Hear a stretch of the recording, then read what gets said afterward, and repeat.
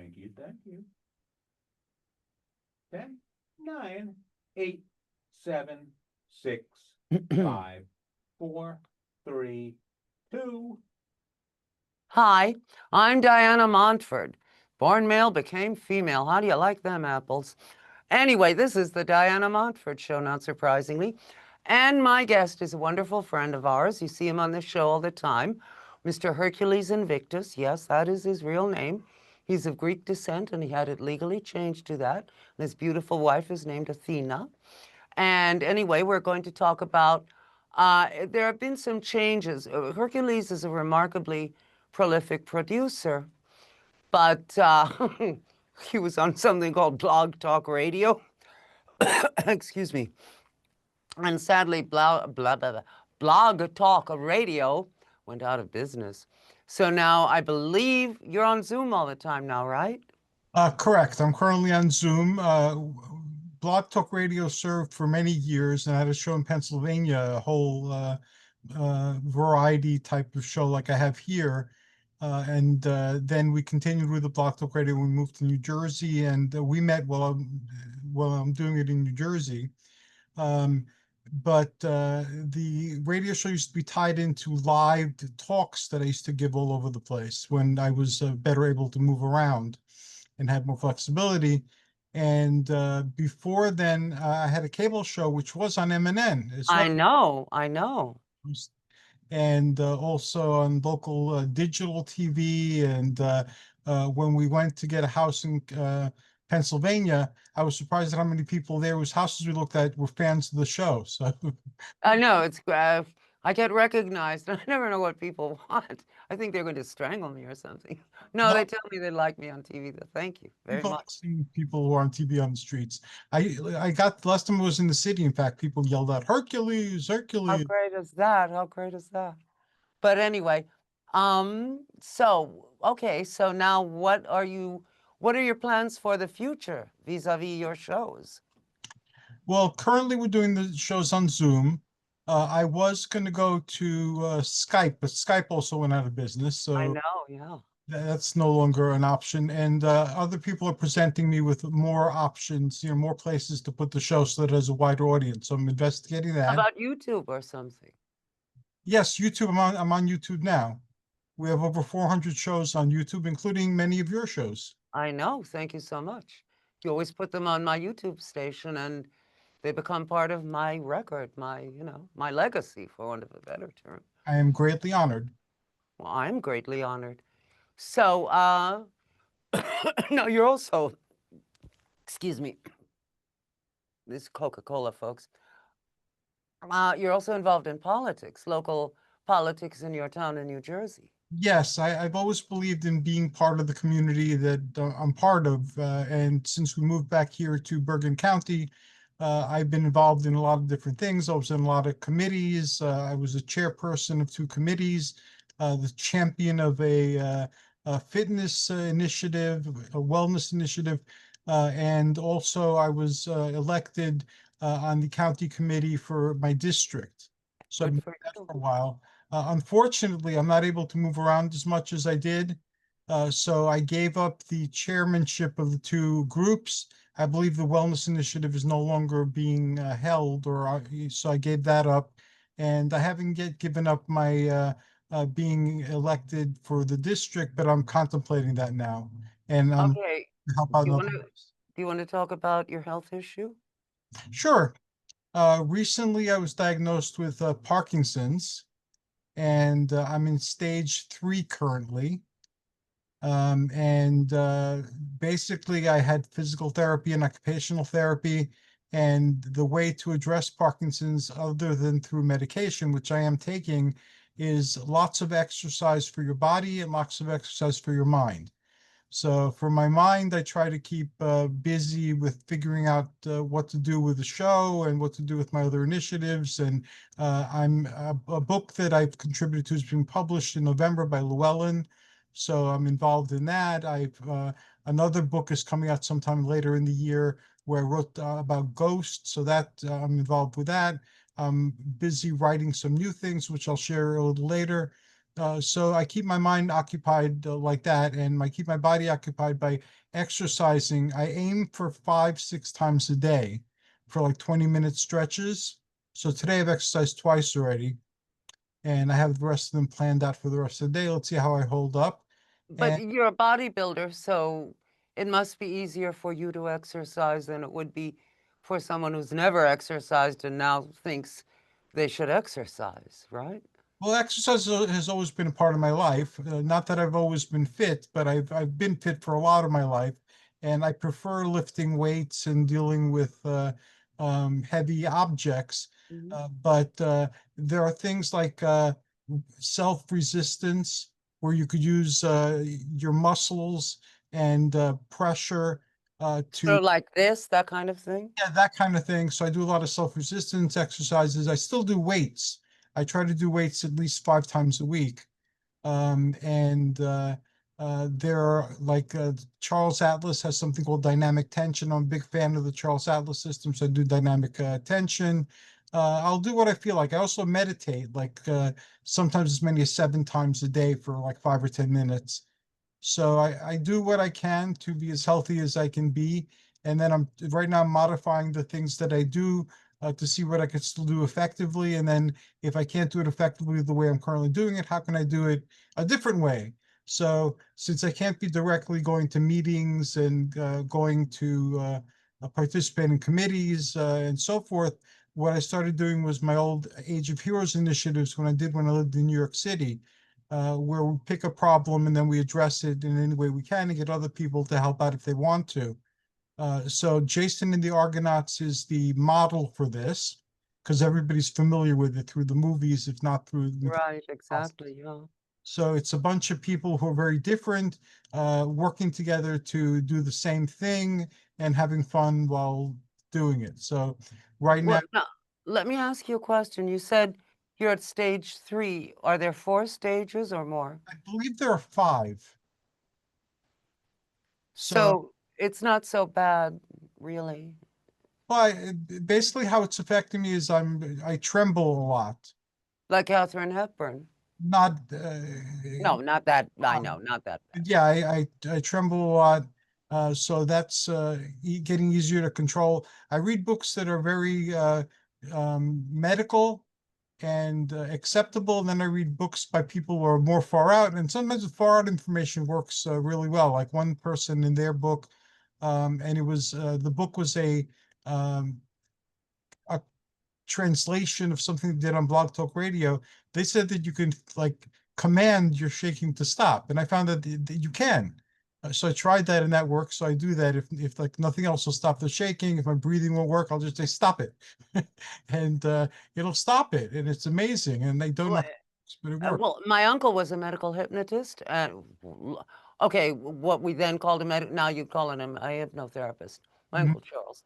And he used to hypnotize people along those lines so that they wouldn't, whatever they wanted to get rid of or acquire, like confidence or so, he would hypnotize them to have that or get rid of something. And in essence, that's what you're doing. You're telling your body, stop doing this, and it stops doing it.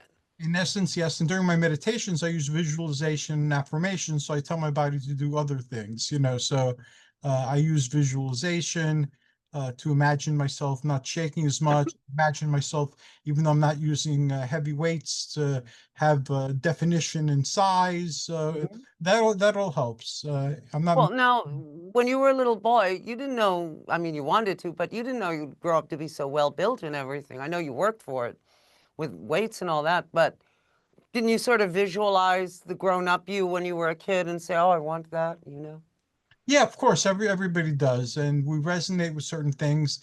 Uh, and I'm doing a lot of that work now too. But I resonated always with a strong man image, and I grew up during the heyday of the sword and sandal cinema. I So know. many Hercules movies. I got Greek mythology from my home and from my school, and also there were cartoons. There was the Mighty Hercules. We were just talking about that before we started shooting.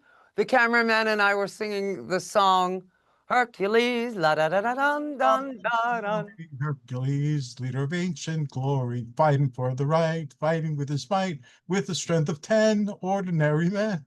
By Yeah, Johnny Nash. Yeah. Oh, and it was sung by Johnny Nash. Now we know. now we know, yes. So So great. grew up with that, and that's what I resonated with most. So, other kids wanted to be firemen, other people wanted to be policemen, they wanted to be airline pilots, they wanted to be Whatever. Yeah, astronauts, ballerinas, whatever. and Yeah. all that stuff. And I wanted to be out there in a sword and sandal outfit fighting against tyranny and against Boy, injustice. do you have your work cut out for you now, and that's all I'm allowed to say. But yeah, you want to fight against tyranny? Sounds good to me. So that's what I wanted to do, and that's what I did. I'm not a violent person, so I don't like hitting people or Oh, things. I am. I like to smack people around. It's fun with it. I didn't go for that aspect of the sword and sandal movies, but I figure I could deal with metaphorical things, so basically social problems and social constructs and address those directly. So I've worked mostly in the human services where there are clear problems. I know that's very. Didn't you work at a nursing home for older people at some I, point? I've worked in nursing homes. I've worked in psychiatric hospitals. I've worked Whoa, in you the are tough, office. boy. So I got a chance to do all that. And plus, I've always been involved in metaphysics and the occult. Mhm. I grew up in a very Greek household, so they believed in the exotica, the exotic uh, um, creatures, the elves. Sure. I grew up in a Spanish household. We believe in a lot of stuff like that too. Yeah. So that transitioned me into studying parapsychology and investigating hauntings and doing things like that. So that's been something I've been doing my whole life also. So I And can't. you built a great career doing all that stuff. I Yes, mean, most of your shows are about things like that. yes. And I love doing that. I can't go out and investigate anymore. Athena and I used to investigate things in Pennsylvania for like a decade, but I can have people on the show and we could talk about it and so on and so forth. So I get to do that in another way. I Well, can't. now you told on one of your shows you mentioned that you stopped doing psychic readings when you were about 17 because it was really bad for your head, something like that. Well, it wasn't bad for my head. I believed That's so 70s of me, bad for my head. What am I saying? You know what I mean. the information was good. I mean, Oh, no, but I mean, like it was impacting your mental health? no, I thought that it was strange because I was a teenager at the time when I was doing the deep trance mediumship. So we had people in their 30s, 40s, 50s, and I was a teenager. So I didn't think it was right even though I wasn't misleading anybody, I was channeling good information. I didn't think it was right for people to abdicate responsibility for making the decisions by You were listening. you nice Greek boy. Good for you. Yes. We respect our elders. You know that. Right. So basically, the stuff is coming out of me, and I believed, as I still believe, that that's an opinion. So people get angry and upset at me because if a god came down to me in all their glory, shining golden, and told me something, I would consider that the opinion of that. So I still am here. I still have to act. So I would thank whoever gave me an insight or perspective that I didn't have. But it's my responsibility as a sovereign being and not like those sovereign citizens, but just a sovereign being, as we all are sovereign beings, to Mhm. make a decision and to live with the consequences of my decision. So I recognized early on that people were abdicating responsibility for making decisions in their lives by listening to what was coming out of the mouth of other people. And even though I believed there was spirits, because I was experiencing directly, how did the Mhm. person listening actually know it's a spirit and I wasn't making it up? They Well, didn't. now let me ask you a question. Now um you investigate every kind of spiritual and metaphysical discipline on your many, many shows, which shows it sort of bears out what you were saying earlier that you think it's only a spirit's opinion when they say, do this, do that, don't do this, don't do that. Right. Because, I mean, there's some, like the labyrinth and, all sorts of stuff. Madame Blavatsky, all this stuff that so many different disciplines, and some counter, or for example, some people believe in Seth, Seth, the famous spirit, Yeah. and some people don't. Even though they're into metaphysics, oh no, not Seth. Edgar Casey's better, or this, or that. Right. So I mean, you've always had an open mind when it comes to varying opinions, even in the spiritual realm, don't you think? Yeah, try to remain open because these are perspectives, and I can only share what I think or what I feel or what I've come to the conclusion about based on where I've stood and where I'm standing and the perspectives that I've embraced and so forth. But somebody might have totally different way of looking at the universe. So I don't feel defensive of what I believe because I've changed my mind very many times in my life about how I see things. Like I had something recently that happened. Um, I am entering, as I've shared, a new phase in my life. Even if we just talk about age and nothing else, I'm in my late 60s, so I'm entering the winter of my years, and so there's that. And a lot of things that I'm thinking about and or started doing, I'm trying to figure out, even though I feel compelled to do these things and I'm doing them just for the satisfaction of doing them, is there something to look at beyond like I'm starting to see a pattern based on what I've been doing. So I asked my internal voices, be they my imagination, be they my experience, be they actual spirits, it doesn't really matter. I'm just gonna Right. hear their feedback and it's my decision what to do. So I was told something that kind of blew my world because I had this experience when I was a teenager and I interpreted it in a certain way, and it had to do with the sky and the color blue and ancient sorcerers. I had a series of visions over a short period of time, and I interpreted it in one way based on how I viewed the world then. I was very heavily into like alternate mythology, so I was looking at Norse mythology and Celtic mythology, and the symbols seemed to resonate with some things that I learned, so I interpreted it in that way. And now I was being asked to look at it in another way. The same experience, don't change anything. Mhm. Just look at what happened, re-experience what happened. So I could do that to some degree with meditation, like everybody can, just recall things. So I did. And it's like, oh my God, this gives me a totally different picture of what I experienced. And it might not have been that I thought it was or imagined it to be back when I was a teenager. Well, maybe it was right that way then for you, and it's right this way now for you. Right. And There that's is no right or wrong. It's whatever you think is right or wrong. right. And that's the conclusion that I came to, what you said. And so now I'm going with a new understanding of something that happened to me long ago. Other things I've shared, like my primal vision with me climbing a mountain and going to a temple and blowing on the horn. Whenever I want to call people to what I'm doing, I do that and then trust the universe to get me the right people. Mhm. But I haven't shared the blue sky one, so maybe it's time for me to write that out. I wrote it out when it happened, and it was like 25 pages. So I'm gonna see if I could find it somehow and get that published and get it out there. Um, why do you think you're being given the challenge of Parkinson's disease? Well, everybody has challenges, and sometimes the challenges are within, sometimes they're without, sometimes they're a combination of both. And look at the God that I've chosen. It's basically meeting challenges. So Hercules, Of course, yes. his labors and meeting challenges, so his choice. So part of the legend is every time you reach a crossroads, even though it only happened to him once in his labors, for those trying to follow the Herculean way, you always have a choice. What are you going to do? And what's your motive for doing it? And then Mhm. there's labors, and the labors are good metaphors. Like for my diabetes type 2, the Hydra has always been the symbol, because Mhm. the Hydra's poison can kill you and diabetes can kill you.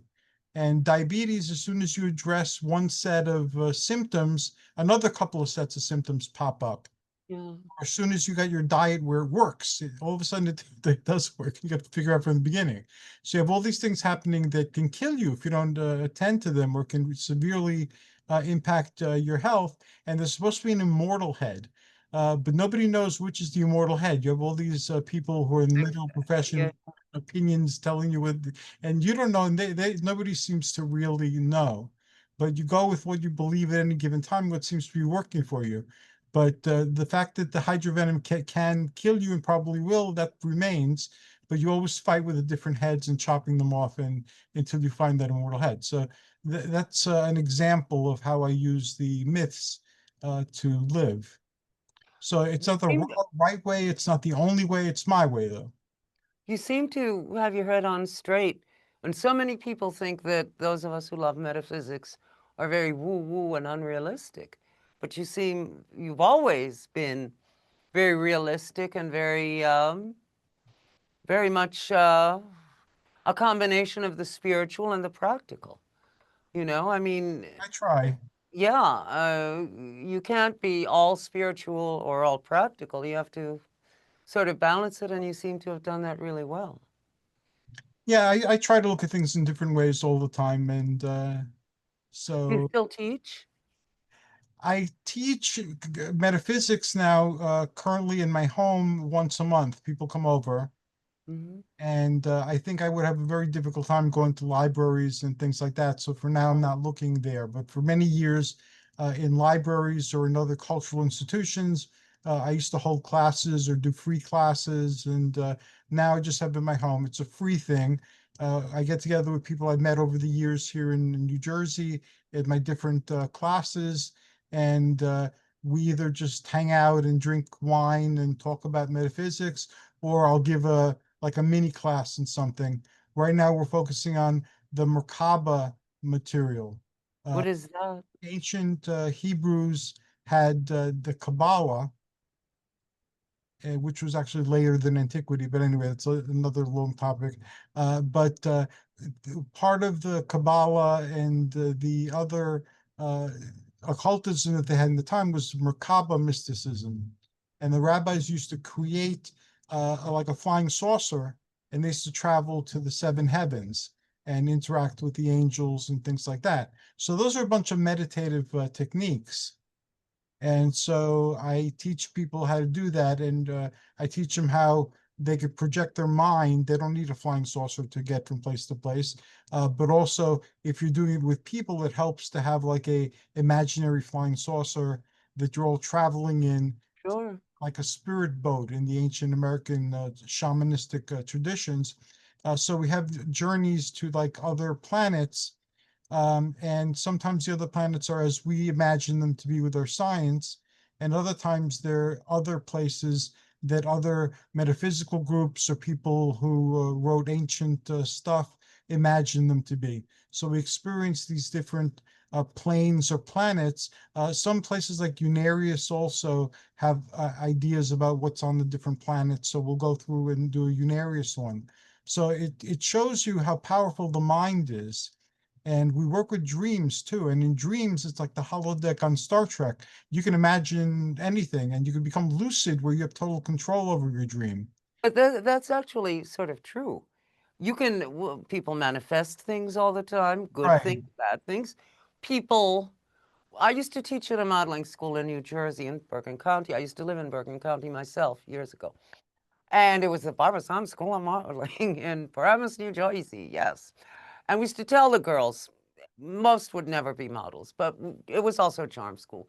We used to tell them, okay, look, think of yourself as the most beautiful woman who ever lived, as Right. just a glorious gift to the world. You walk down the street and you are just the most beautiful woman who ever graced the earth. Well, girls who walked in, yeah, suddenly they'd think this, and they would blossom.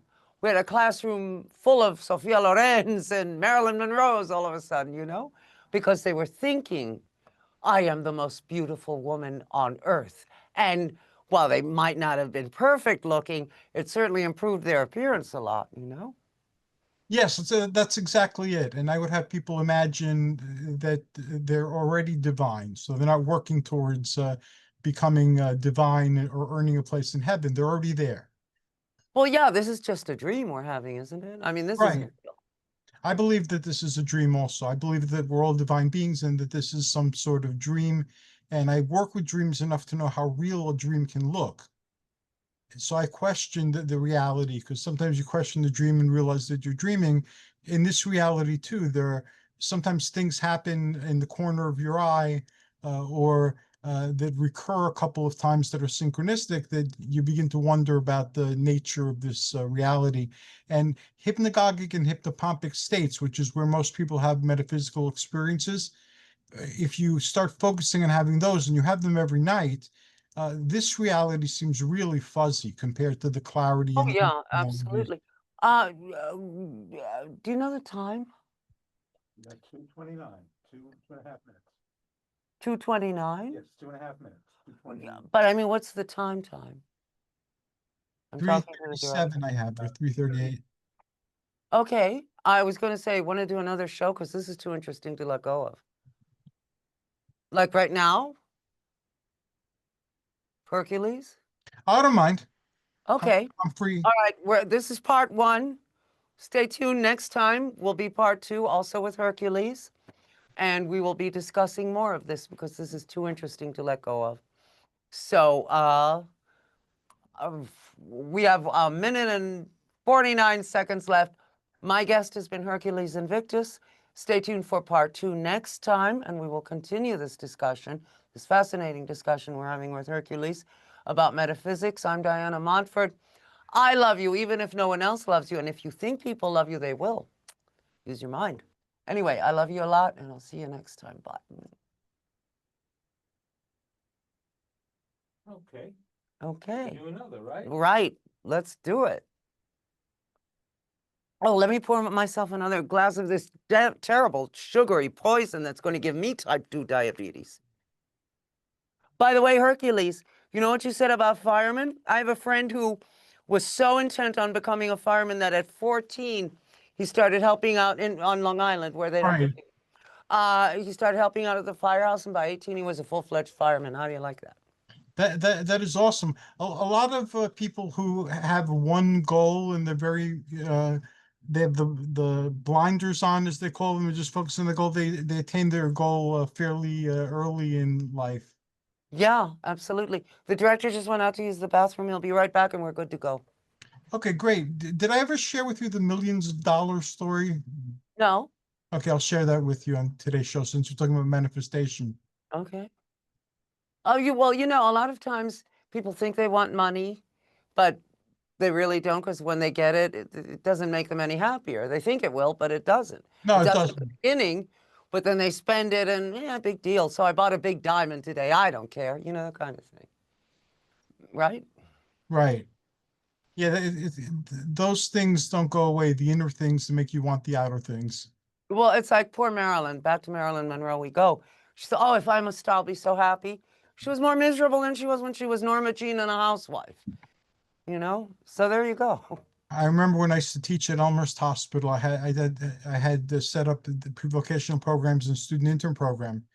And we talked about this one time, and I would ask people because back then, O.J. Simpson and Michael Jackson got into trouble. Right. Started with the whole who wants fame, who wants fortune, and went in. And then they'd ask him, would you want to be O.J. Simpson right now? Would you want to be Michael Jackson right now? And I had a whole list of people who were in the news back then who had fame and fortune, but weren't having a happy time of life because of things that they did. Okay. Well, we're ready to shoot again. Okay. Let's do it. Okay. In 7, 6, 5, 4, 3, 2. Hi, I'm Diana Montford. Born male, became female. This is part two of our interview with Hercules Invictus. We are having a fascinating discussion about metaphysics and the power of the mind, how you can get what you want if you just put your mind to it. I know that sounds silly, but it's true.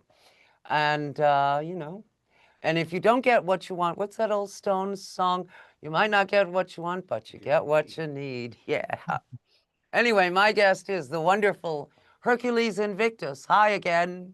Hello again. Thank you for having me on your show. I always have a great time when I'm here.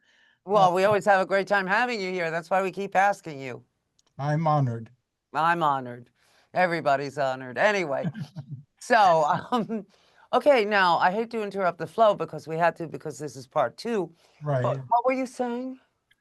Oh, okay. Manifestation. I believe in manifestation. Mm-hmm.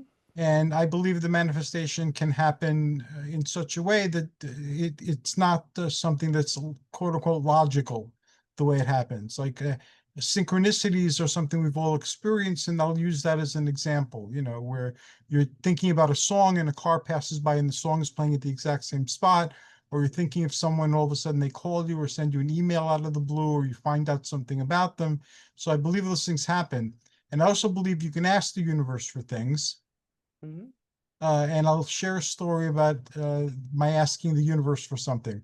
When we moved to Pennsylvania, part of my dream back then was to open a retirement like campground and stuff for people who were into metaphysics, because people who are into metaphysics mostly don't live the type of lives that will get them an easy retirement. Well, tell me about it. And they Yeah. wind up having very difficult retirement. So I knew this because every metaphysician I knew was having a difficult retirement if they're of age to retire. And if they weren't of age to retire, they'd go through frequent challenging times financially or whatnot. So I figure if I bought a campground with a building and the campground had cabins on it, then people can come there, retire, and we can have classes that they can give in the building, and we can make like a place where people can have ceremonies like weddings. Like a utopia, really. Yeah, and it wouldn't be anything fancy, but it would be. So I figured it would cost a certain number of millions of dollars to do this. So I addressed the universe, and I told the universe, you know, I don't ask for things very much, and this isn't really for me, although it is in part because I'll be living there. And I outlined my whole plan. So I said, I know that not everything happens, but if you can make this happen, that'll be great. So within a couple of days, I started getting millions of dollars pouring into my life. But the thing is, it wasn't real money. It was fake money. So Obama $1 million bill, Statue of Liberty million, Oh, God. Oh, yes. that started pouring into my life. And sometimes it was Chocolate covered yes, gold coins. Yeah, yeah. chocolate with so all of these things, including bills that look like dollar bills that said $1 million on them, all of a sudden started flooding into my life for a couple of weeks. And although I've seen those novelties before, they never poured into my life, but they poured into my life after I asked for it. So I could only conclude from this that something heard what I said and decided to deliver, but that something either didn't understand the difference between fake money and real money, or had a sense of humor, and was giving me what I asked for, but as play money. But I figured that given the fact that this is like a novelty item, it would be much more difficult for the universe to pull together all this millions of play dollar money to Exactly. give Yeah. me actual millions of dollars. But that didn't happen. So that dream was a dream I had to abandon. I still think it's a good idea, I but do too. the universe told me no to that one. So I respect the universe. Now, this country is now heading for a period of great financial challenge. Yes, it We, seems we so. have outrageous, worse than during the Gilded Age, income inequality. Many safety net programs have been done away with. A lot of people who were relying on Medicaid no longer have it. Food assistance no longer have it. Kids going to school not getting food. Excuse me, what? I mean, okay. We have to be careful these days what we say on TV. Yes. Now, are we manifesting this? We, planet Earth, or we, the US? How did we wind up this way? According to very many beliefs, and again, these are beliefs, we're all here creating this now for all of us. So this is like our curriculum. So if you're here experiencing this in some way, it's part of what you pre-programmed for your life. And it's just basically the class you didn't want to take, but you're here, you got to take this class. And if you don't learn the lessons, you'll take them again. That's a belief, like with reincarnation. I don't know how accurate that belief is, but you're right. We do find ourselves in this type of situation. And although I have a long history of helping out with social things, I can't. I'm not physically able to anymore. Right, sure. Not mentally as acute as I used to be. So what I'm doing for now, until I think of something better to do, or somebody suggests something better to do, is what can I do? And one thing I can do is I can treat everyone respectfully, Exactly. regardless of whatever. Even if they're homeless, even if they're begging in the Yes, streets. And you know, I don't have any money, but somehow I always come up with $2 to give to a homeless person because they need to be seen. It's not yes, only that they have nothing, it's that people are walking by them and ignoring them. And these people need to be seen and acknowledged as human, you know? yes. And that's a little something I can do. That's a little something you could do. It's a little something that anybody can do. So I was wondering, how can that be enough? That's not enough. I'm giving away health books and health information, but that doesn't really address the main problem. And how does being human to other humans uh, address the problem? And I had a dream last night that I was in hell. And in hell, what do you call it? It's like, well, what can I do about hell? This is pretty bad. And it's like, I can be nice to people in hell. So that's what I did. I was just, we're in hell, things are burning, there's demons and flying around. And so I was just decent to the people or entities that I encountered, to the extent that I could be. And in the dream, I was shown how cumulatively I reduced the intensity of the hell, not only for myself by doing this, but for some of the people Oh, who were receptive to receiving it. So even though hell was still hell, it was less hellish. Do you So think planet Earth is hell? I think planet Earth can be hell. It's a form of hell, but I believe this is instructional in some way. And what I see in myself, like I see, like I used to believe when I was younger that if we had a religious system like Zoroastrianism, where everybody believed that there's a war going on in heaven between the forces of light and the forces of darkness, and any decision you made, no matter how unimportant, was part of this war and went to win the war. I used to think that was a great way to, everyone had then cosmic importance, and there were no unimportant people since they were here, and their choices affected the cosmos. But after that, I saw the impact that many religions had on people and events by believing in these things, not as Zoroastrians with other religions. And I saw that it's very dangerous to look at other people as cosmic enemies. And So, so many organized religions have that, yes, you know, that kind of war between good and evil. And if you eat a cupcake, Satan tempted you to eat that cupcake. That's ridiculous, you know? yeah, but it took me seeing this playing out in my real world, in my waking world, to realize that that's not a good belief to have. It's not true that religion can be phenomenally dangerous, and has been phenomenally dangerous Is aspect this of for human control, history. social control? Yes, That they I invented the believe concept that. of hell and blah, blah, blah, all that stuff. You know, that if you don't do what we tell you, you're going straight to hell and give us your money while you're at it. I And used to be Catholic. I mean, that's what the Catholic Church's act, you know? yeah, Give us your money and do it our way. And don't you that's dare read the Bible. We'll tell you what to think. That's what they That's think. unfortunate, but true. Yes, I left organized religion when I was told that the existence I would get if I listened to everybody was spending eternity on my knees saying hallelujah. So I'm attention deficit disorder. There's no way I could sit still for a minute doing that. I want to go to hell and hang out with Marie Antoinette and There you go. Casanova and Jean Harlow and all those fun people. Who the hell wants to go to heaven, for God's Just sake? just be nice to everybody. It'll make hell Yeah. less hellish.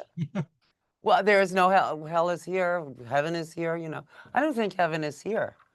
How you can be blissed out for a moment, but continuous contentment you can have, but continuous euphoria is impossible. but you can But be depressed for years here. So, it's fun while it lasts, though. Sometimes falling in love, sometimes oh yeah, yeah, but then it goes wrong and you want robbery, to die, sometimes. you know. So I believe we can taste heaven here just like we could taste hell here. And there's a Zen parable, which I don't remember, but it was something to the effect that a samurai encountered a holy man and asked about heaven and hell. And then the holy man insulted him and he took out a sword. And the holy man said, "That's hell." And then he stopped and what do you call it? He put the sword down and the holy man said, "That's heaven." So situational. Yeah. And also your heaven, your hell, that's Different than I anything myself else. So hate the sun, hate the ocean, hate the sand. So my idea of hell is going like to the beach. So other people love it. They go every day when it's summer and they can take the time and all this. They think it's the greatest thing going. I think, oh God, I hate this. You know, so whatever that your is so idea of true. hell is. That is so true. When I used to teach, again, students in some of the hospitals where I worked, back then, guided visualization was a big thing.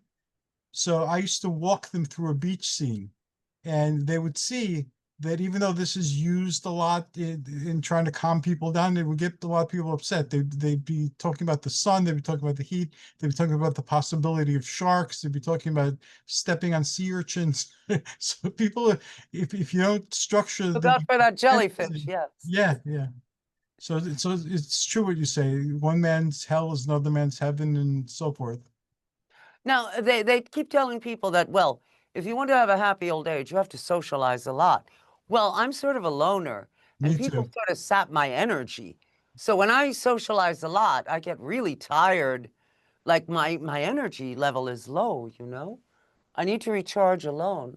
So I don't think, you know what this was a non sequitur that I just brought this in out of nowhere, but I No, do, it's true, and I know what you're saying. I'm the same way. I talk a lot because I do a lot of videos and give talks, but otherwise I'm a phenomenally quiet and private person. So I can be non-private and I can be interactive, but left to myself, I'm not. yeah, and I think, you know, our society today seems to encourage everyone to be an extrovert. It is the key to mental health. Well, no, it's not. It's a stress, it's a strain, and sometimes being alone, being an introvert, is much better just sitting around reading. That's Hmm. great, you know? I mean, I think it's great. I think I'd it's rather stay at home and read than go out and hang out, you know? yeah. I don't hang out very much. I'm a home person when I'm not doing something. If I'm doing something, I'll go out there and do what I need to do, and it'll be Yeah, sure. fun, it'll be fine. But otherwise, normally I don't. You know, I do envy those people though who are out all the time and they're, you know, they get off work and then they go party until 3 a.m. and then they go back to work and oh, love. I think that's great if you can do it, but who can do it, you know? Yeah, it catches up with you in the long run. But to each their own heaven, to each their own hell, to each their own Absolutely. purgatory. So, Well, pop culture always, they're always great at saying this is the answer. And they have fashionable answers, you know? And they're always different, like, you know, okay, 1960, you will be happy if you're not gay. Well, 1980, you will be happy if you are gay, be yourself.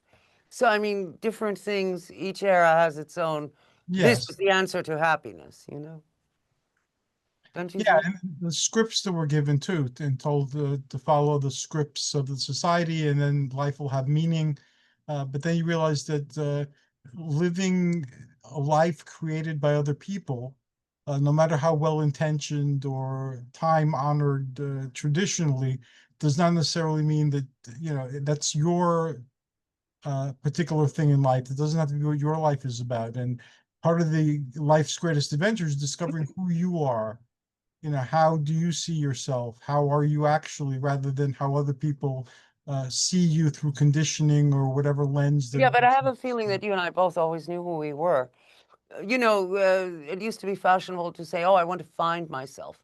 I think you and I both knew what we liked. Yes. And like from day one, we didn't need to find ourselves. We knew who we were. We like to read, we like metaphysics, you know, I mean, we like what we like. So we didn't have to, you know, who am I? You know? Right. But I guess a lot of people aren't in touch with themselves. No, I dealt with that on a recent show with people, with my theurgist. Actually, I'm having the theurgist show tonight as well. Um, that's what the book is about. But it was like, I know who I am. I'm not going and I'm not trying to earn my way anywhere. My Hmm. belief, just like that, everybody's divine and has a divine spark that, and they're here dreaming. I believe that very powerfully. And again, I might be wrong, but that's what my life has led me to believe. And I don't need to please any divine power to go where I am, because I'll always be here, regardless of regardless of what. And that's fine. I'm not striving to get into heaven, even though I'm getting older, and that's what people our age supposedly do when they get older. Um, I'm fine. I'm fine. I trust the universe will place me where I need to be, Hmm. and I don't have to comply or fit into anybody else's definition of who I should be or how I should be. Since you've been a bodybuilder all your life, you talk a lot about getting older. Uh, does it make more of an impression on you, who have always been known for your appearance, to get older and perhaps in time change your appearance, time, as opposed to someone who was never known for his good looks or something and never counted on that, and so, time doesn't affect someone like that as much as it would someone who's been known for his extreme good looks. Well, I thank you. I'm honored, but I was never really like a bodybuilder as we currently understand the term. It was more physical culture, which I guess you could say weightlifting, because nobody says physical culture anymore. So my ideal body wasn't what you see and say, "Oh, that's a bodybuilder's body." It was what's in the Sword and Sandal movies, so, Hmm. that type A of. real body as opposed to a steroid queen body. Right, and what the people in the ancient statues look like. And sometimes I've embodied that. Sometimes I've come close to embodied it and it was good enough. And other times, no, I let myself go either by being too lean or too heavy. Mm. That's part of everyone's life experience to do different things. Um, there's there is in antiquity a couple of pottery fragments that show the Theban Hercules, the Hercules of myth, Mm. fighting old age. And old age is a pot-bellied old man. And sometimes it looks like Hercules is beating old age up. And other times they seem to be conversing like friends almost and like shaking hands or reaching out toward one another. So being now facing old age myself and wrestling with old age, and doing a lot of things like taking new vitamins and learning about longevity and all sorts of things like that. I'm doing that, but at the same time, there comes the understanding, because Hercules had to face this too in antiquity and the myths. So it's just part of life. You're young, you grow older, then you get old, and in many ways you come full circle. And it's just I can't do what I was doing before because currently my body No, but you can I'm do doing. better stuff now in I other can ways. do different stuff, yeah. Because my deal again isn't to have the action hero figure body, but just have a muscular looking body. And when I was at uh, the Age of Heroes thing here in town, where I was giving out books, a lot of people knew who I was, even though they'd never met me. And they said, "Oh, you must be Hercules. I've heard of you." And people still wanted me to take muscle shots. So What here is some, oh, like pose naked, that kind of thing? not pose naked, but just to flex my biceps and they would take a picture because I'm Right. Hercules. So here I am, I'm, almost 70 and what do you call it? I'm wrinkly even in my biceps and stuff like You that. don't look so wrinkly. But I did that. I did the muscle poses, people took pictures and stuff like that. I learned that from watching the movies too. Do you remember Nigel Green, the actor? I think so. He played in Jason and the Argonauts with the one that Harryhausen did. And he was Right. Hercules. He was an old man Hercules. So he looked nothing like the weightlifters who had most of the other strong parts, where they definitely looked like they exercised. Hmm. But he, in his mind, he projected Hercules to such an extent that he was Hercules. He didn't look like the regular Hercules. And one of my favorite Hercules is Sergio Chiani, who's also called Alan Steele. And he wasn't as Sure, Alan as like Steele. Reg Park or anything like that, but he had like the enthusiasm. In Greek, the word enthusiasm means to be possessed by a divine force.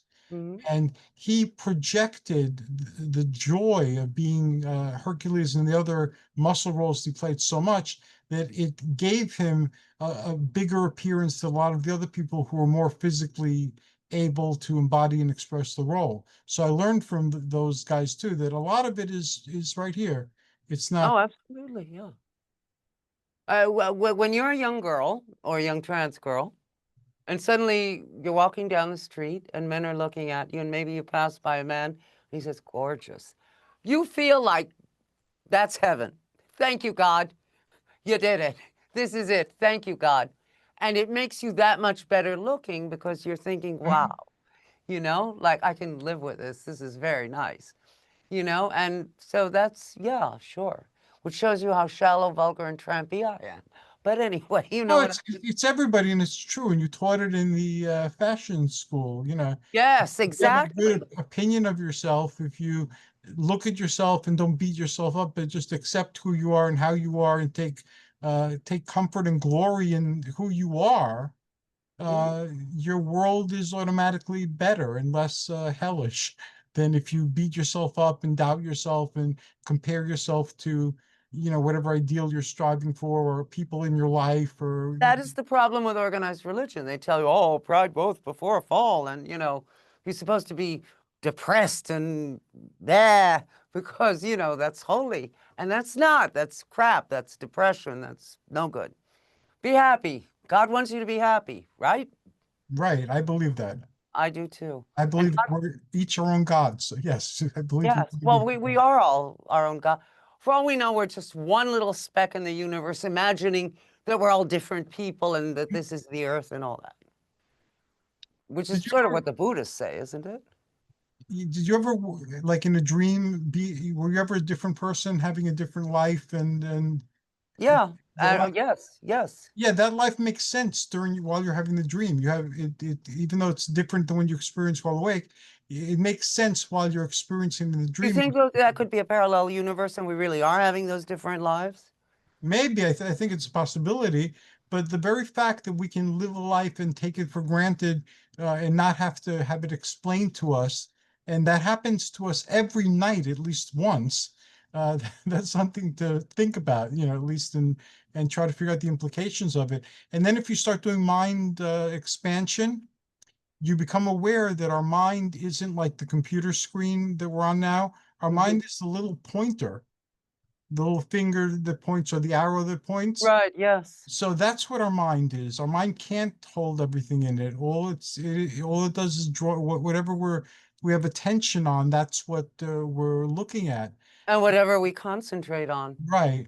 Like someone who doesn't have a feel for bodybuilding won't do it. I mean, they can exercise all they like, but it won't come out right. But someone who really wants it, it will come out right. Right. And like if pregnant women will always say when they're walking around with a baby carriage, all of a sudden the world is full of mothers with baby carriages, or somebody buys a red car, then all of a sudden the road is full of red cars. Yeah. It's the same type of thing. We screen out so much, and what we're weaving together with our mind is so little of what we're actually picking up. And now that I'm getting older too, I'm noticing how much my mind creates the world that I'm experiencing. Because I agree 1000%. Yeah. You know, you're about the same. You're younger than I am. I'm a little younger than you are. Yeah. But now they think, how old is she? I was born in 1956, people, okay? And I was Look it 115. up. It's on the internet. But, I just, I'm of no age, and you're of no age. Inside, we're of no age. We're wiser than we used to be, but we're always the essential soul that we always were, I think. Don't you? I think so too. Yeah.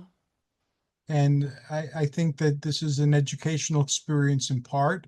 I believe I it's agree. also an art studio that we're here to create. And we have our bodies, we have our minds, we have our environment, and we can use the tools that we have, even if it's just decorating your apartment. You're collaging a reality based on Well, other people Edgar Cayce created. said that really this is the schoolroom of the soul. We're here to learn. And accelerated learning. We could learn a lot on other planets or just by being someone's spirit guide. But this is like hard time on planet Earth. We're the Marines of souls. We came here deliberately because, you know, growth is accelerated here, isn't it? I believe that too. The people in Unary who I like the Unaris people. I've been interacting with them for like half a century, and they've never asked me to believe what they believe or to look at the world in any particular way. You know, they never tried to get me to move out to their place Oh, or, right, sure. but they believe too that we deserve everything we experience.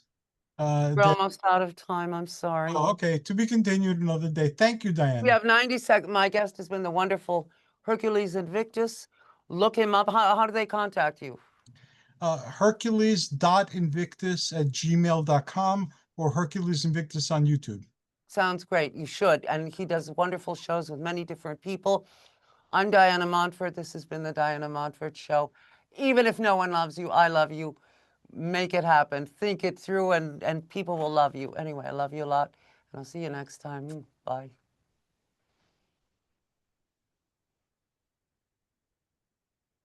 Fade to black, and you're clear. Okay, great. If I didn't have Brian Walker waiting in the wings, I